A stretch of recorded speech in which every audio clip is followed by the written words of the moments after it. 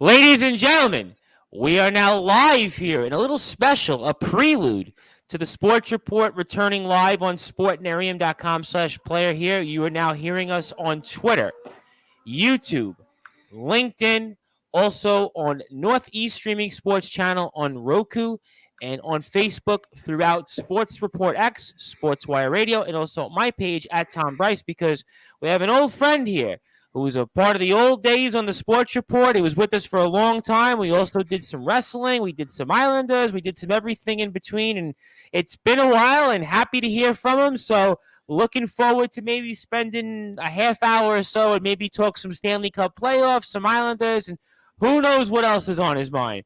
But without further ado, here on the Sports Report, the number one global sports show, the Professor, Brandon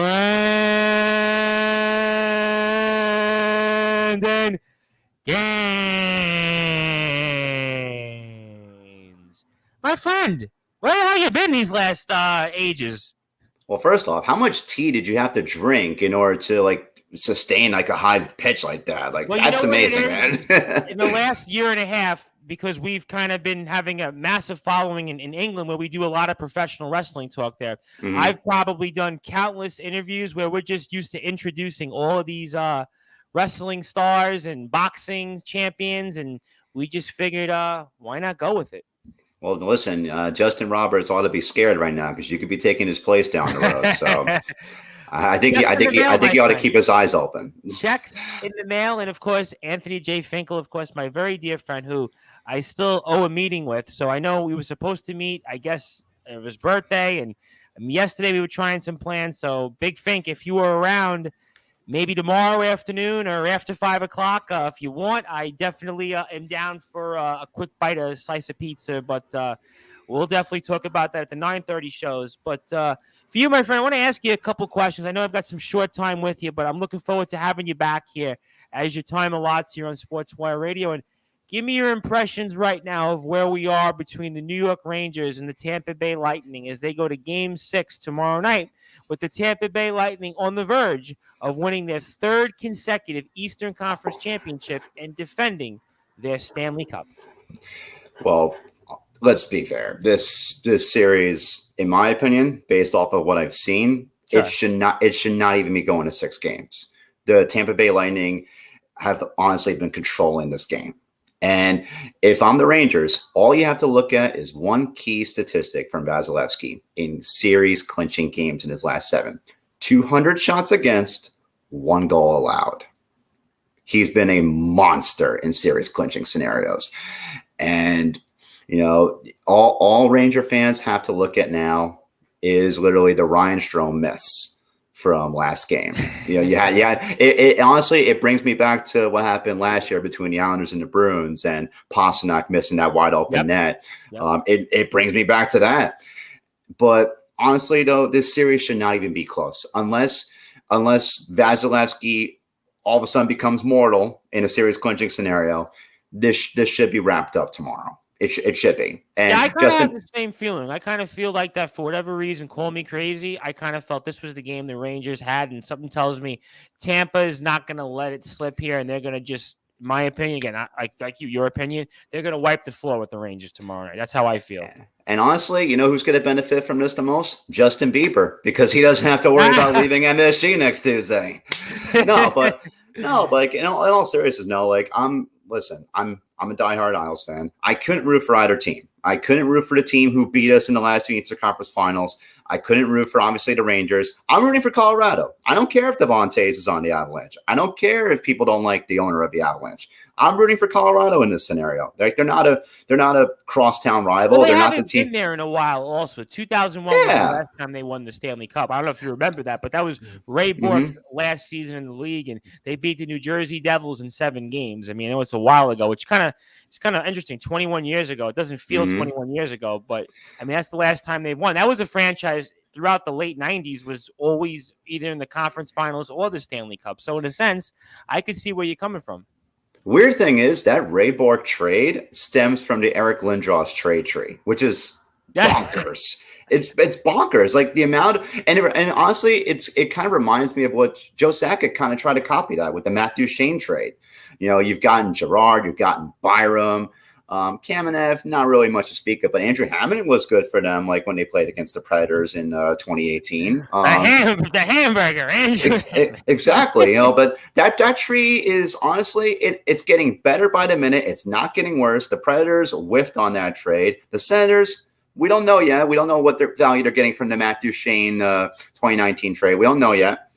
But but Colorado, Joe Sakic literally took a page out of Remy McCaw's playbook and benefited from this. And but you know what? Remember, listen, glad you brought up Matt Duchene, because I remember 5 years ago, every Islander fan was saying, "Oh, we got to get Matt Duchene and that franchise. Look at where they were in 2017." I mean, I know we've been doing this 3.5 years on the Sports Report on Sportswire Radio, but I mean, look at where that franchise was. I mean, they were like bottom feeders of the bottom feeders, and yet now the last few years, they've been arguably the best team pound for pound in the NHL, and they have a chance to win their first Stanley Cup since 2001. And so then you feel like Tampa Bay is going to close it out tomorrow night?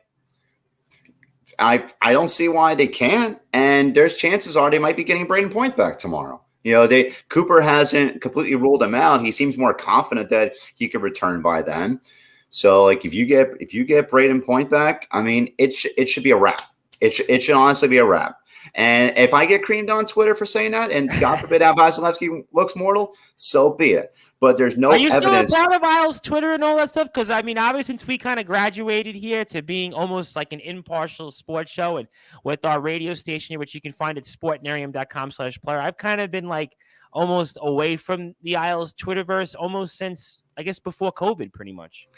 Yeah, and it's still chaotic. Yes, I'm still part of that community. Are you still getting into fights with different people on Isles Twitter and all that back and forth? No, not as much. If listen, I handle debates now mano a mano when it comes to anything that could potentially escalate.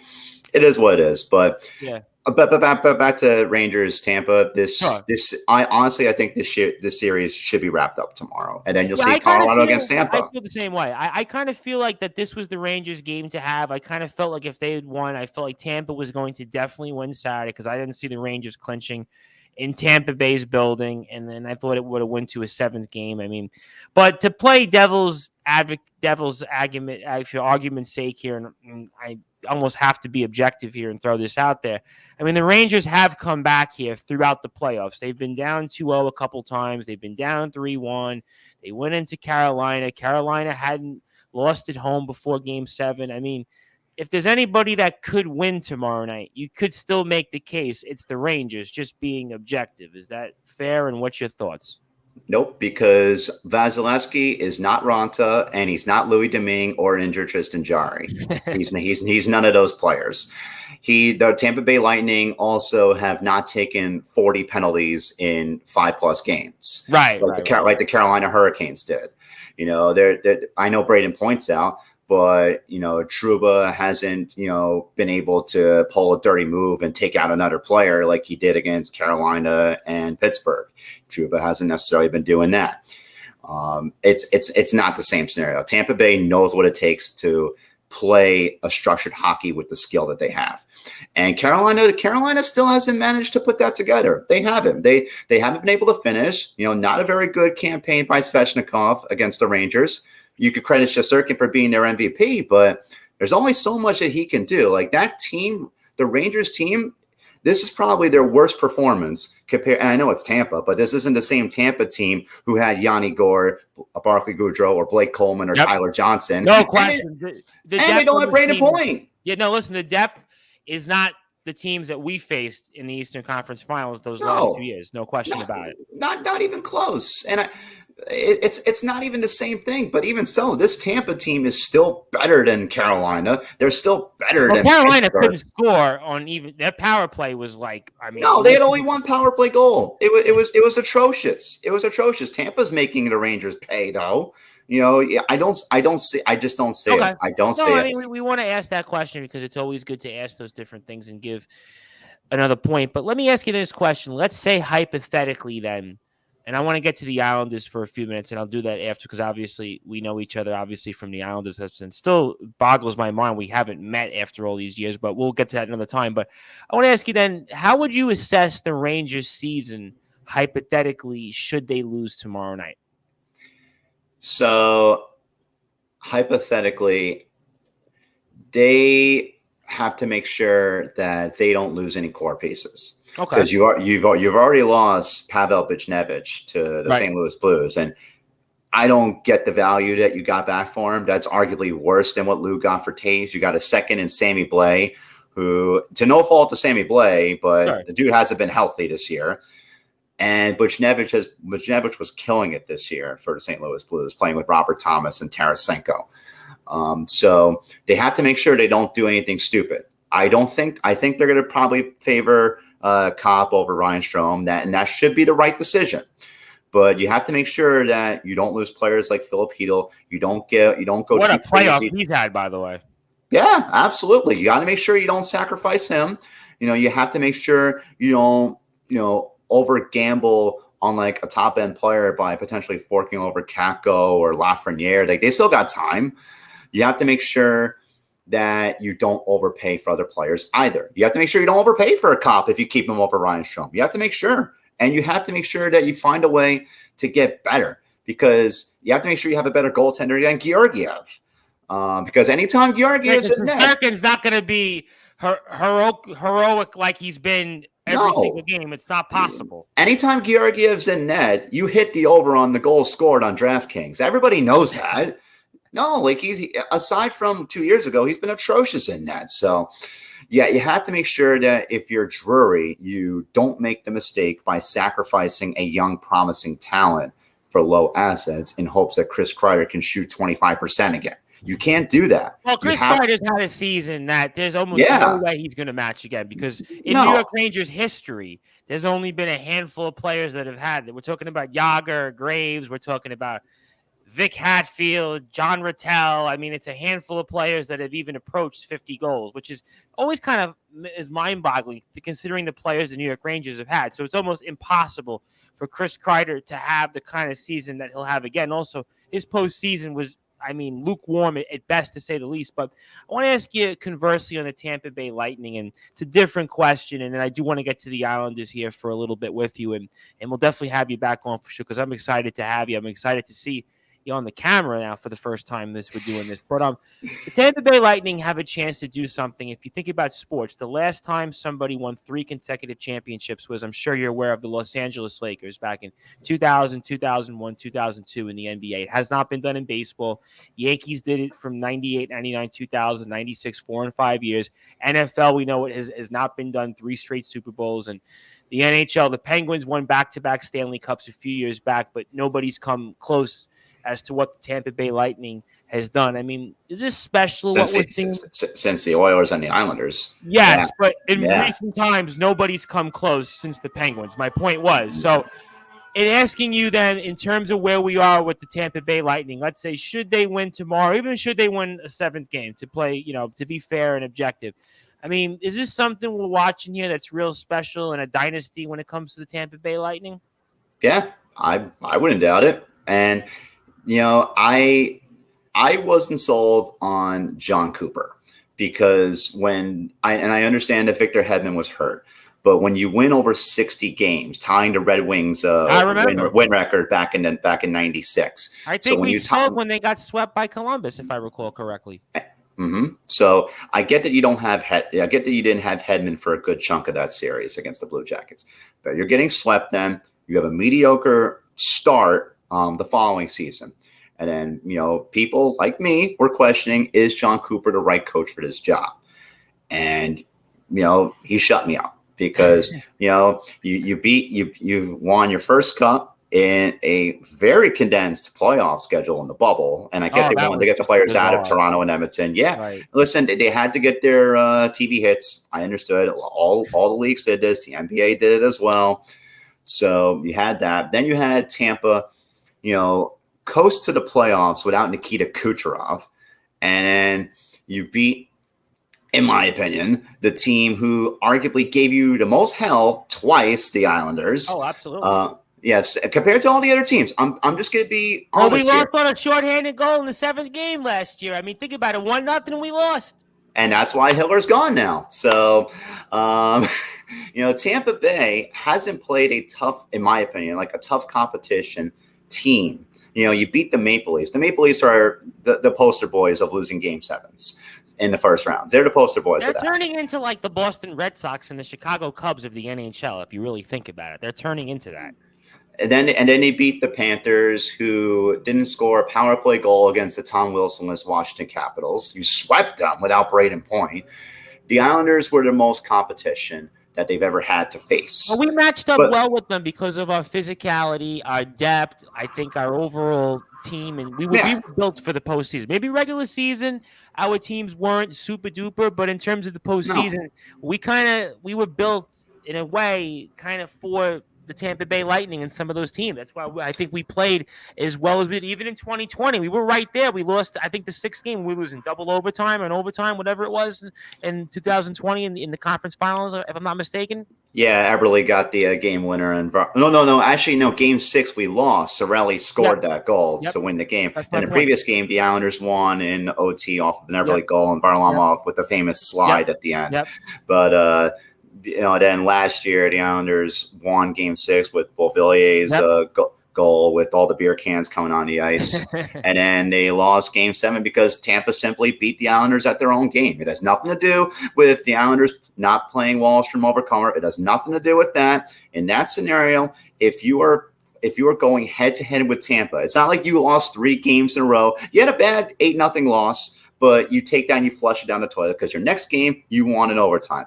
No coach in that scenario is going to make changes. I'm going to actually get to the Islanders in just 1 second. Yeah, we're going to definitely do that. But regarding Tampa, yes, this is absolutely a spectacular feat that they're going to pull off. I don't think they're going to beat Colorado. I don't think that's happening. One of my friends, Daniel Slavin, was telling me that on Twitter, the big talk has been that if the Rangers play Colorado, Colorado will sweep them. If Tampa Bay plays Colorado, it'll go 6, but Colorado will win. I don't know. Tampa, assuming they get Kadri back within like the midpoint of that series, it should be a wrap because you got McKinnon, you got Rantanen, the Gibson playing good. Kadri, prior to his thumb injury, was playing well. Burakovsky playing well. Bowen Byram making some noise. Taza Makar, a dynamic defensive pairing. And they're getting Darcy Kemper back by Game 1. But anyway, back to the Islanders now because let's talk about the Islanders here for a few minutes because obviously it's such a very, very interesting offseason for the Islanders. I mean, obviously with the news, which we covered a little bit on our live shows on Sportswire Radio at 9:30 p.m. on Fridays with some of the gang here, including Chris Pizzea, Randy Dillon, you might know from Twitter, does a hockey fan chat, and a few other people. But, I mean, what did you make of this whole situation with Barry Trotz being replaced here? I mean, did you expect it? I mean, walk me through your thoughts. So I didn't think Lou would have the guts to make that move. I thought it, in my opinion, I'm one of the very few people who thought it was a necessary move to make. Tell me why. Tell me why. So fans, again, me personally, I'm thankful for the back-to-back Eastern Conference final runs. Sure. I'm thankful for the Islanders having a better coach than Jack Capuano and Doug. I am thankful for that. Especially Capuano. Capuano. To be fair to Cappy, he does, in my opinion, he should get another opportunity elsewhere. Yeah, he had a winning record and he took us to a postseason victory. Usually you get another chance. He went behind the bench in Florida to learn about being an assistant coach. He went behind the bench in Ottawa. He at least, unlike Doug Wade, he did the right thing. You know what he reminds me of? He reminds me of Jim Fossil with the Giants, where he had a winning record. He won, wasn't the greatest of coaches, but never got another crack, and that seems to be Capuano so far. So my opinion regarding Barry Trotz's dismissal is I look at the problems, and yes, I know Barry Trotz won the Cup in Washington on his 4th year. I understand that. But a lot of the problems that Trotz had, doubling down on unproducing players in favor of players with high potential, with Chandler Stevenson, Jacob Arana, Nate Schmidt, Burakovsky, who's now a 20-goal scorer since leaving the Capitals, and Phil Forsberg getting sheltered minutes under Barry Trotz during his last year in Nashville. And, you're seeing And like Devontae is another example, not being given a high bulk of minutes with a producing defenseman like he is now in Colorado. Well, and we had him when he was in the lineup. I mean, remember when he got put in 2018? All of a sudden, we won all those games, and all of a sudden, that was bizarre to say the least. And the thing is with Tays, if not for Hickey's concussion, Tays does not get that opportunity to play. He would have been called up. He would have been called up, but he would not. That was the early days of the Sports Report. Those days, Devon Taves and all the success. I remember speaking about it with you and my co-host at the time, former multi-sport PSAL champion Rob Hines. So you feel then Barry Trotz for the Islanders, though, in terms of some of these players. You're telling me he's holding them back? Certain players, yes. So this stems back to what happened during the first COVID wave, which you don't blame the coach for. You do not blame Barry Trotz for that. You can't control 7 to 8 players going on COVID protocol. And to some respect, Pollock's injury enabled Robin Salo to get called up. And it was the right decision for him to go to Bridgeport because he's never played on North American ice before, where it's a smaller rink. So him getting more minutes in Bridgeport and being given an opportunity to learn how to play in North American ice was the right move. And him getting called up at the time was the right move. Him, to no fault of Trotz's, him playing on the top pair with Mayfield was not Salo's fault or Trotz's fault. Salo, I don't think, is a top pair defenseman. I think he's a bottom to decent mid-pair defenseman if he's utilized properly. So you play with Mayfield on the top pair. So your first 4 matchups, you're being given the Matt Tkachuk, Lindholm, Gaudreau line. You're being given the Bunting, Matthews, Marner line. You're given the Kreider and Zibanejad combo, and you're being given Crosby, Gensel, and Rust. So, sounds like I'm playing NHL 22 right now, and I'm going to lose basically 5-2. Seriously. And you don't have Pelech or Pollock supporting them because Pollock's out. Chara and Dobson were there, but then Dobson got hurt against Toronto. And then Zdeno Chara got put on COVID protocol 2 days later. So what happened? So after those 4 games, Salo was okay, but he's not a top pair defenseman, so you shouldn't judge him on that. So once the COVID protocol reached 8, I believe Zizekas was the final person to test positive for COVID. Then they had that postponement. So what happens when they come back from those postponement? Who's on the bench? Robin Salo. He's on the bench in favor of Zdeno Chara, Andy Green, and Sebastian Aho. 3 players who, Zdeno Chara, he's 44. He's past his prime. He should not have been played over 70 games, let alone on the second pair. I know. Zdeno Chara. Listen, I don't mind the Chara signing. I do mind how he was used, though. Like, there was no justification. The Chara-Dobson pairing, it just doesn't work. You could say all you want that, he mentored Dobson. He doesn't have to mentor Dobson on the second pair. There's no sense in that. When you have literally a season where you have nothing to lose because half your team's on COVID protocol, you have to maximize what's given to you at least. You have to be willing to take risks without being forced to do so. And the doubling down and misutilizing Kyle Palmieri 5-on-5 and Jim Hiller not utilizing Palmieri on the power play properly. Like, all you literally had to do was watch the clips on how the Devils utilized Palmieri on the power play. Literally, right in the Obi spot. That's where he got all of his goals. But nope, I'm Jim Hiller. I'm going to put Palmieri in the bumper role. I'm Barry Trotz. I'm going to put Kyle Palmieri in a line where Lee is my opposite winger, where he can't skate to keep up with me. I'm going to put him on a line where Josh Bailey is my opposite winger. That doesn't make sense. You have to put players in opportunities to where they can succeed. And it did feel like that, by and large, the Islanders players, with the exception of Brock Nelson, for whatever reason, a lot of these different players, whether it's a Kyle Palmieri or Anders Lee, or you want to throw in there Pajot and Palmieri, certainly, and Bailey, of course, they all kind of, in a way, almost – they all had the same type of seasons in a sense, production-wise. Let's go, but even Noah Dobson. Does Noah Dobson get 23 to 25 minutes if not per Pollock's injury? That's not the case because there's no evidence of the contrary supporting that. So you need a coach willing to take risks without being forced to do so by injury. Now, the blessing is Lambert actually worked with players like Burakovsky, like the youngsters with the Capitals. So you're hoping that could be replicated with players like Wallstrom, like Beauvillier, like Dobson, and even with Robin Salo. You hoping that Lambert could take the positive things that he learned from Barry Trotz and use that to hold everyone equally accountable. All right, so let me ask you the $1 million question. I realize we got about 5 or 10 minutes here with the Professor Brendan Gaines. Of course, if you like what you hear, give me another 10 if you want. I'll give you 10. I'm waiting until your time. I'll give you 2 hours. I mean, I know you're on a timer right now, but obviously, always good to have him here. And if you're on Sportswire Radio on Facebook, you can like us at Sportswire Radio, and also 24 hours a day, 7 days a week, 365 days a year. You can listen to all of our content on sportnarium.com/player. But I got to ask you the $1 million question. This has come up on a couple of our Sportswire Radio shows. I mean, what do you think now happens then with Matthew Barzal now that Lane Lambert's the head coach? Well, okay, so I don't think Barry Trotz would be the reason why Barzal would walk.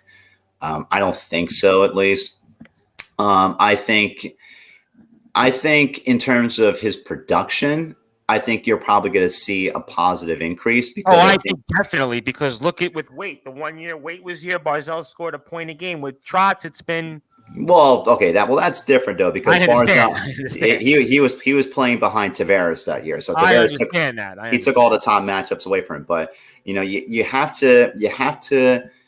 I don't see Lane Lambert, assuming Bailey's not moved. I think he will, but assuming Bailey isn't moved, he moved. What does he have? 2 years left on the contract. He has 2 years left on the contract, and so regarding Bailey, listen, I'm not a blind Bailey hater. I'm not. No, we've talked about this many a times. I mean, I have a Josh Bailey T-shirt, but he's going to probably be honored by the New York Islanders whenever his career ends. If he does end as an Islander, I mean, he's in all the record books. I mean, the pattern of moves that Lou Lamoriello has made support that Bailey will be moved, because the reason why is because you sign Kyle, you trade for Kyle Palmieri. Expansion draft is coming. The mindset is you're taking Jordan Eberle versus Kyle Palmieri. You chose Kyle Palmieri, so you expose Eberle. So you have Josh Bailey, who is also exposed in the expansion draft to the Seattle Kraken. So the mindset for that is it's Josh Bailey versus Beauvillier and Wallstrom. Lou Lamoriello shows Bailey as an expendable piece.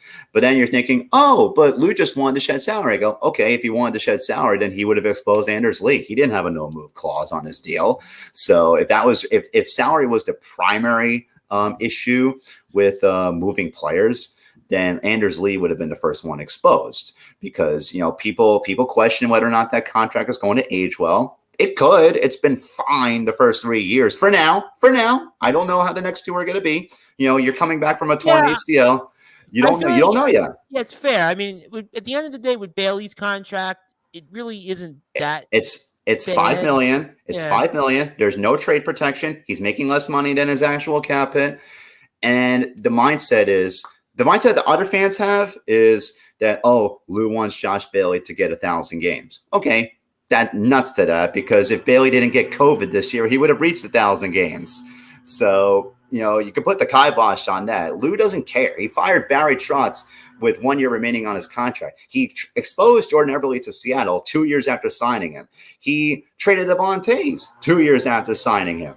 So after all that, then what's the plan here? I mean, where do you think he fired Robbie Ftorek with 10 games to go when they were in a playoff spot. I remember that. So people could take that loyalty aspect and flush it down the toilet, because if Lou sees an opportunity to help the team out long term and short term, he will do it.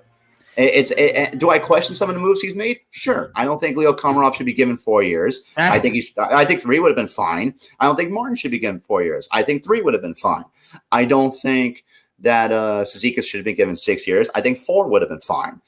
There's certain term aspects of his contract. Well, Komarov, I think we all thought that was just a little bogus. I mean, Martin.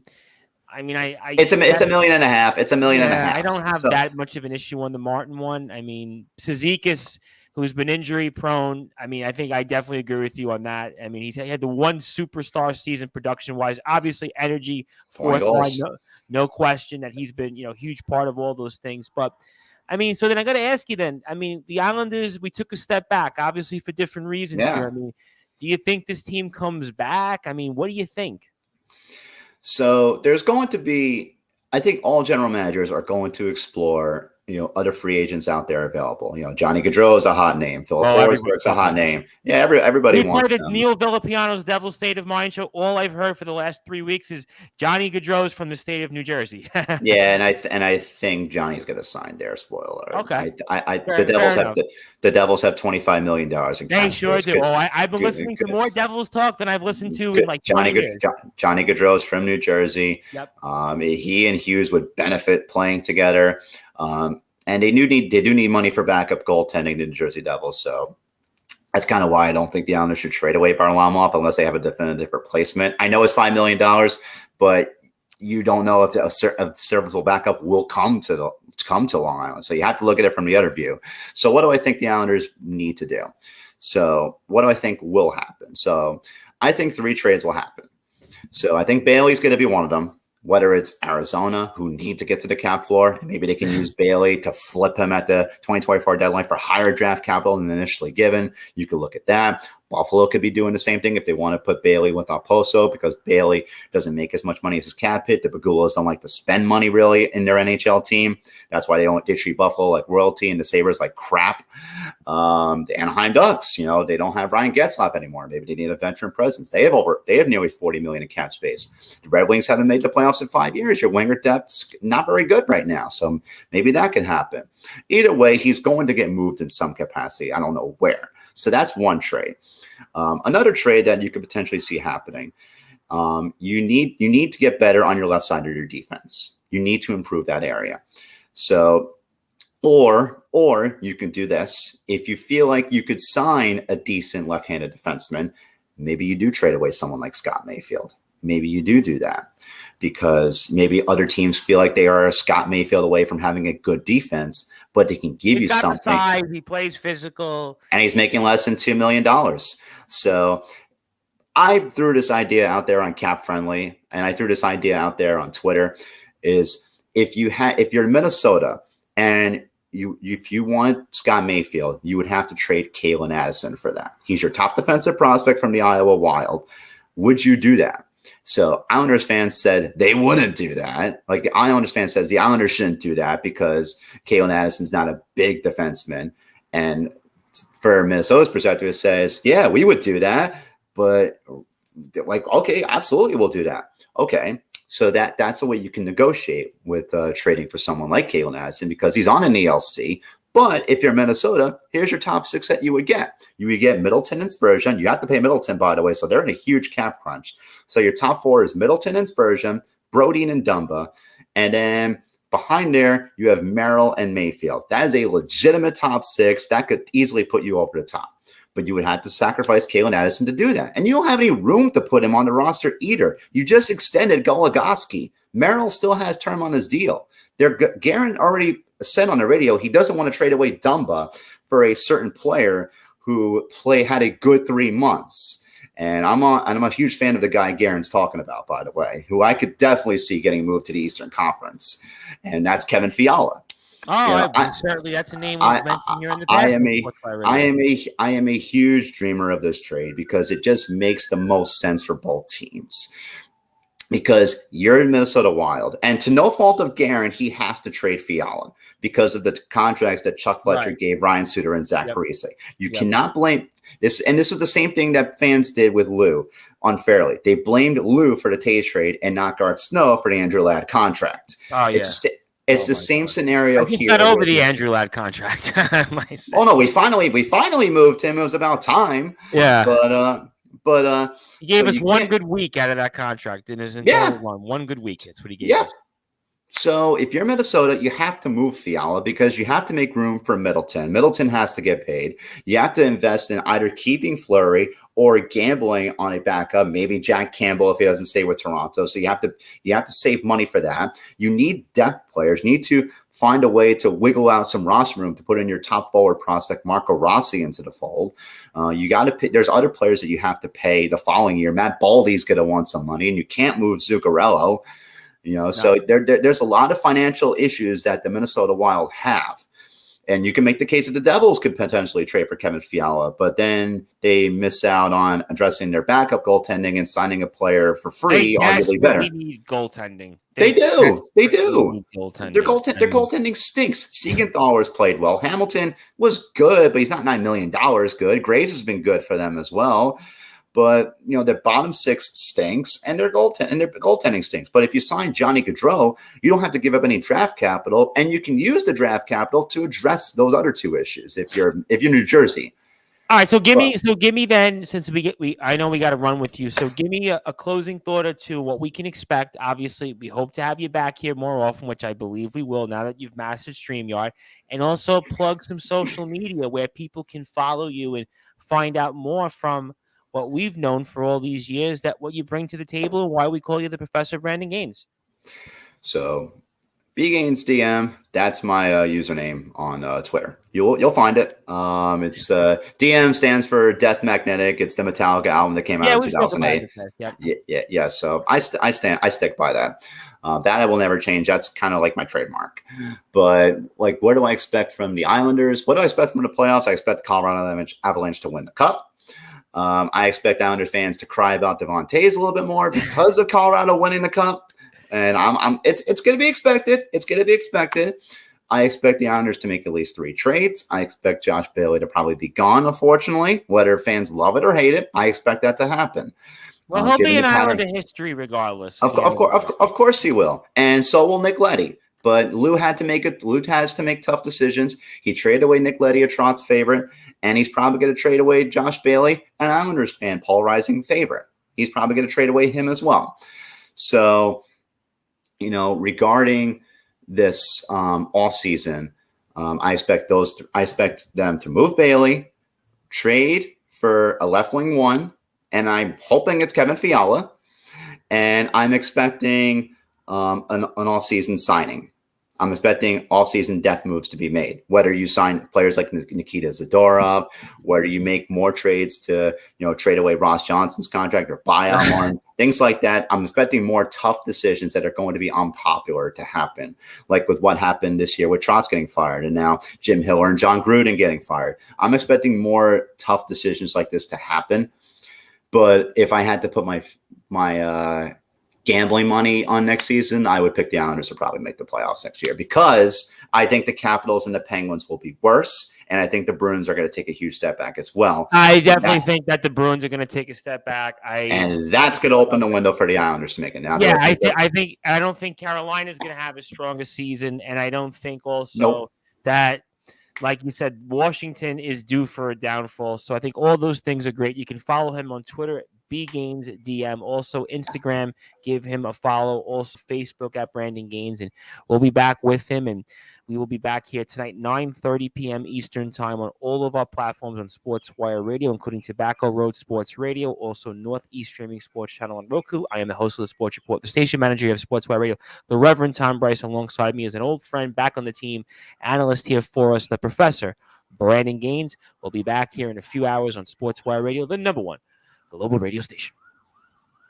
All right.